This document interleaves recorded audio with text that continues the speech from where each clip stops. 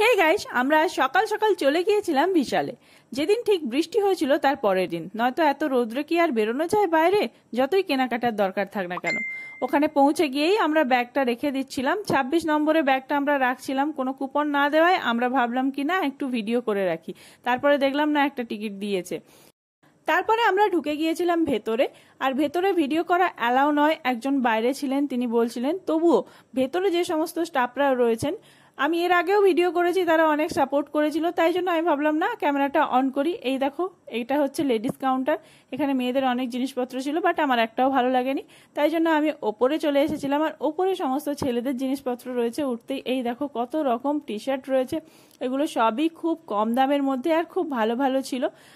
ভাই এখানে অনেক কিছু দেখে নিচ্ছিল। আর তারপরে আমি চলে গিয়েছিলাম কুর্তি কিনতে। এটা কিন্তু বিশালের মধ্যে নয়, বাইরে এক জায়গায় কুর্তি নিয়ে তারপর একটা মাজা খেলাম। মাজাটা খেতে খেতে দেখলাম তরমুজ কিনেছিলাম। আর তারপর বাড়ি ফিরেছিলাম বামাচরণের মিষ্টি কিনে। বাগনান যাবো আর বামাচরণের মিষ্টি কিনবো না, তা কখনো কি হয়? এটা ছিল সন্দেশ। সন্দেশটা সত্যিই খুব সুন্দর খেতে। বামাচরণের মিষ্টি তো সবাই জানে যে বাগনানের বামাচরণ কতটা নাম করা। আর এই দেখো, এটা ছিল ল্যাংচা। এই ল্যাংচাগুলো খুব ভালো খেতে। টাটা, খুব তাড়াতাড়ি অন্য কোনো ভিডিও নিয়ে আসছি। আশা করি গরম নেই, সবাই খুব ভালো আছো।